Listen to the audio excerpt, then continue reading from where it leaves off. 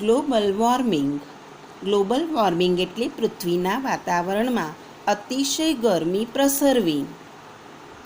એનું કારણ green house effect છે.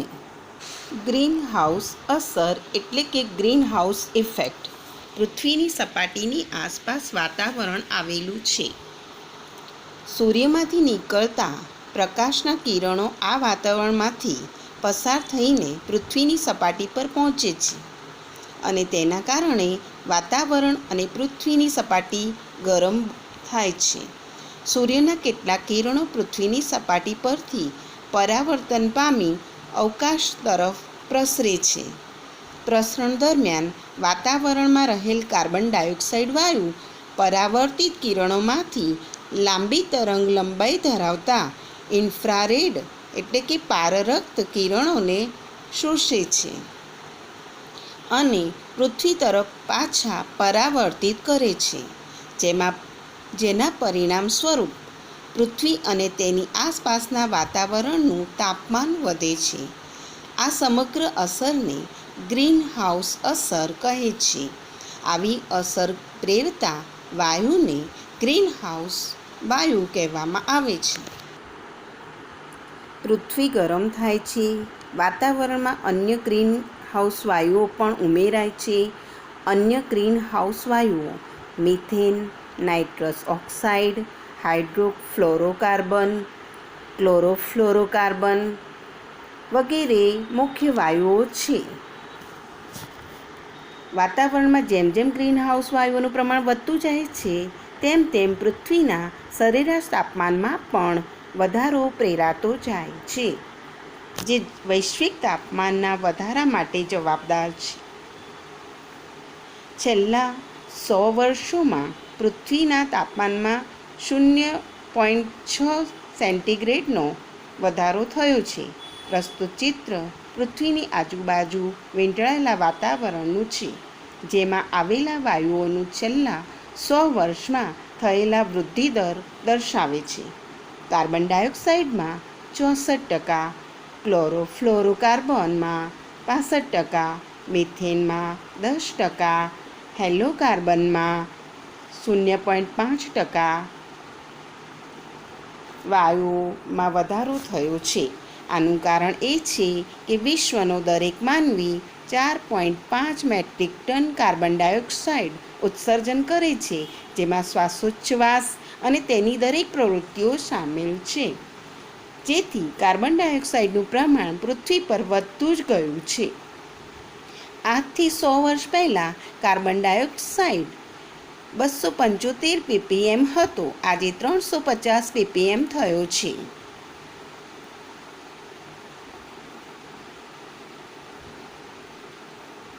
ppm એટલે શું?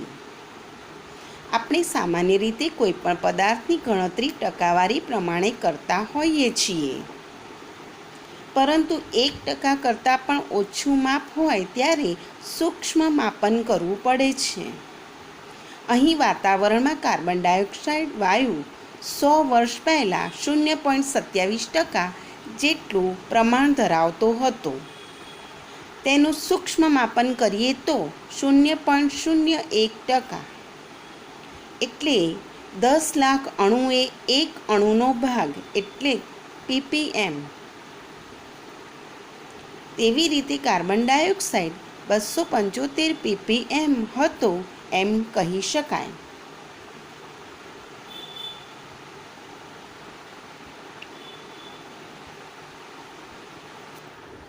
આ આલેખ છેલ્લા 150 વર્ષોમાં થયેલા સરેરાશ તાપમાનનું સૂચન કરે છે.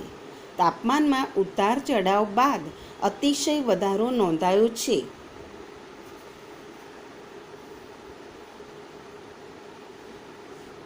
પૃથ્વી પર તાપમાનમાં અતિશય વધારો થઈ રહ્યો છે તે માટે આપણે સૌ જવાબદાર છીએ, કારણ કે એક વ્યક્તિ પ્રતિદિન જે વસ્તુઓ ગ્રહણ કરે છે તેમાં લગભગ 80% વાયુઓ હોય છે.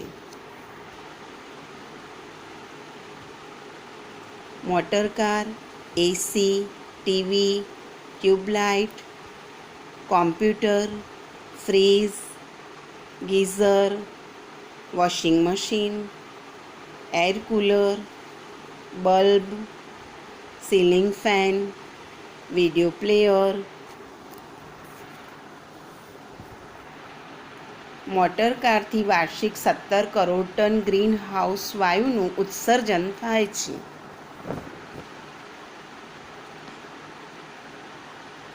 એસીથી 24 કલાકમાં 2230 કિલોગ્રામ, ટીવીથી 24 કલાકમાં 190 કિલોગ્રામ, ટ્યુબલાઇટથી 24 કલાકમાં 190 કિલોગ્રામ, ફ્રીજ 24 કલાકમાં 920 કિલોગ્રામ, ગીઝરથી 24 કલાકમાં 3200 કિલોગ્રામ, એર કૂલરથી 24 કલાકમાં 275 કિલોગ્રામ, બલ્બથી 24 કલાકમાં 130 કિલોગ્રામ, સીલિંગ ફેનથી 24 કલાકમાં 95 કિલોગ્રામ, વિડીયો પ્લેયરથી 24 કલાકમાં 64 કિલોગ્રામ જેટલો વાયુ ઉત્પન્ન કરવામાં આવે છે. થર્મલ પાવર મથક 200 મેગાવોટથી વાર્ષિક 9 લાખ ટન અને પેસેન્જર વિમાન વાર્ષિક 41 કરોડ ટન જેટલો કાર્બન ડાયોક્સાઇડ વાયુ ઉત્પન્ન કરે છે. પૃથ્વી પર ગ્લોબલ વોર્મિંગ માટે અન્ય વાયુઓ જેવા કે મિથેન, નાઇટ્રસ ઓક્સાઇડ અને સીએફસી એટલે કે ક્લોરોફ્લોરોકાર્બન પણ જવાબદાર છે. પશુઓના ઉચ્છ્વાસ અને ચયાપચયની ક્રિયાથી 14 કરોડ ટન, ડાંગરની ખેતીથી 15 કરોડ ટન અને સેન્દ્રિય કચરો સળવાથી 7 કરોડ ટન જેટલો મિથેન વાયુનું ઉત્સર્જન થાય છે. નાઇટ્રસ ઓક્સાઇડ વાયુ બોઇંગ પેસેન્જર પ્લેન તથા નાઇટ્રોજનયુક્ત ખાતરના વપરાશથી વાતાવરણમાં ફેલાય છે. સીએફસી ફોમ, પ્લાસ્ટિક, ફ્રીજ, એસી સર્કિટ, એરોસોલ સ્પ્રે વગેરેને કારણે વાતાવરણમાં ફેલાય છે, જે ઓઝોનને સૌથી વધુ નુકસાન કરે છે તેમજ પૃથ્વીના તાપમાનમાં વધારો કરે છે.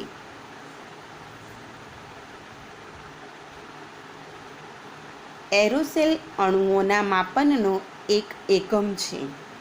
1 માઇક્રોનથી 10 માઇક્રોન સુધીના અણુઓ વાયુ સાથે હવામાં તરતા હોય છે. એવા સૂક્ષ્મ કણોને એરોસોલ પણ કહે છે. 16 સપ્ટેમ્બરનો દિવસ ઓઝોન દિવસ તરીકે ઉજવવામાં આવે છે. આવી જ રીતે 22મી એપ્રિલનો દિવસ વિશ્વ પૃથ્વી દિવસ તરીકે ઉજવવામાં આવે છે. 5મી જૂન વિશ્વ પર્યાવરણ દિવસ છે. વિશ્વના દેશો આ દિવસો વિભિન્ન રીતે ઉજવે છે અને પર્યાવરણ બચાવવાનો સંદેશ આપે છે.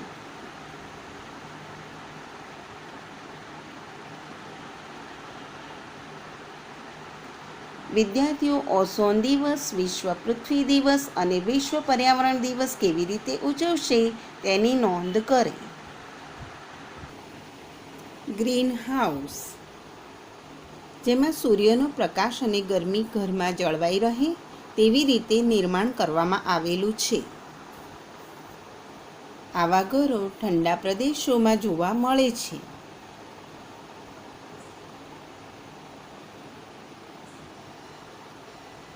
ઠંડા પ્રદેશવાળા દેશોમાં ઘરના બારી બારણા કાચના શા માટે રાખવામાં આવતા હશે? ઠંડી આબોહવાવાળા દેશોમાં સૂર્યતાપ ઓછો અનુભવાય છે, તેથી છોડ, શાકભાજી તથા ફળોનો વિકાસ અટકે છે. તેથી પર્યાપ્ત માત્રામાં ગરમી મળી રહે તેવી કૃત્રિમ વ્યવસ્થા કરવામાં આવે છે. તે માટે કાચ કે કાપડની છત રાખવામાં આવે છે, જેથી આવા ક્ષેત્રોમાં ગરમી જળવાઈ રહે છે, જેને ગ્રીન હાઉસ ઇફેક્ટ કહે છે.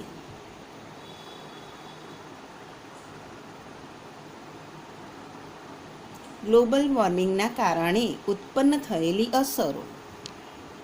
વનસ્પતિની ઉત્પત્તિ, તેમનો વૃદ્ધિનો સમય તથા આયુષ્યમાં ફેરફારો થઈ રહ્યા છે.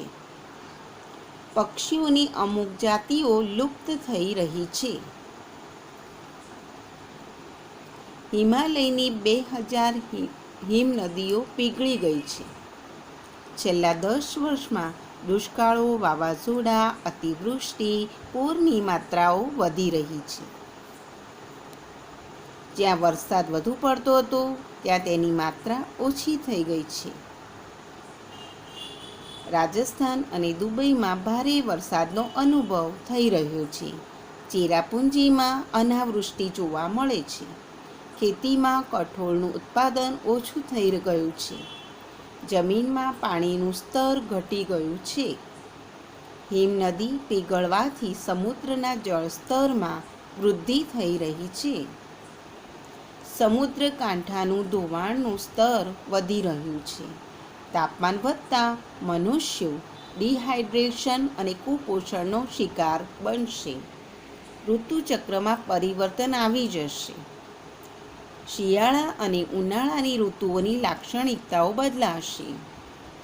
ગુજરાતની દરિયાઈ સીમા 25 સેમી જેટલી વધતા જમીનની ખારાશ વધશે. ખેત ઉત્પાદનમાં સતત ઘટાડો નોંધાઈ રહ્યો છે. Cholera, dengue, malaria, yellow fever, swine flu જેવા રોગોનું પ્રમાણ વધી રહ્યું છે. માલદીવ, બાંગ્લાદેશ, ફિલિપાઇન્સ ટાપુઓ, વેસ્ટ ઇન્ડિઝ ટાપુઓ, ઓસ્ટ્રેલિયા ખંડના કાંઠાના વિસ્તારો ડૂબી જશે. ગ્રીન પીસ સંસ્થા મુજબ ઈસવીસન 2100માં ગુજરાતમાં વસતા આશરે 55 લાખ લોકોએ સ્થળાંતર કરવું પડશે. વૈશ્વિક તાપમાનના વધારાને લીધે ફૂલો ખુશ્બુ ગુમાવી રહ્યા છે. મધપૂડા હવે નામશેષ થઈ રહ્યા છે. આ તમામ અસરો થવાનું કારણ પૃથ્વી પરના સજીવોની પ્રવૃત્તિઓ છે. આપણી નાની મોટી બેદરકારીને કારણે ગ્લોબલ વોર્મિંગમાં વધારો થઈ રહ્યો છે. ચાલુ ફ્રીજ ખુલ્લું રાખવાથી, રિમોટના બિનજરૂરી ઉપયોગ કરવાથી, કારખાનાના ધુમાડાથી ગ્લોબલ વોર્મિંગમાં વધારો થાય છે. ગ્લોબલ વોર્મિંગ ઘટાડવાના ઉપાયો. ગ્લોબલ વોર્મિંગથી પૃથ્વીને અને સમસ્ત સજીવ સૃષ્ટિને બચાવવા આપણે આ મુજબ ઉપાયો કરી શકીએ છીએ. CO2નું ઉત્સર્જન કરનારા સ્ત્રોતોનો ઉપયોગ ઘટાડવો જોઈએ. વૃક્ષારોપણ કરવું, વૃક્ષોનું જતન કરવું, જંગલો કાપવા ન જોઈએ. વૃક્ષો વાવવાથી કાર્બન ઓછો થાય છે. પ્લાસ્ટિકનો ઉપયોગ ટાળવો જોઈએ. ખાતર અને જંતુનાશક દવાનો વિવેકપૂર્વક ઉપયોગ કરવો. સમુદ્રમાં લોહ કણોનો છંટકાવ કરવો.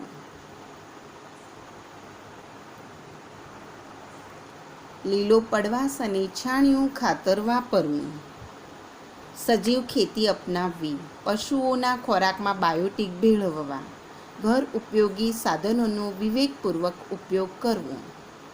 પરિવહનના સાધનોનો વિવેકપૂર્વક ઉપયોગ કરવો. વસ્તી વૃદ્ધિ અટકાવવી. વીજળીની બચત માટે હવા ઉજાસ કુદરતી રીતે ઉપલબ્ધ બને તેવી વ્યવસ્થા કરવી. ઇકો ફ્રેન્ડલી કાગળનો વપરાશ વધારવો. કુદરતી સંપત્તિનો વિવેકપૂર્ણ ઉપયોગ કરવો. પેટ્રોલિયમનો વિવેકપૂર્ણ ઉપયોગ કરવો. પાણીનો કરકસરભર્યો ઉપયોગ કરવો.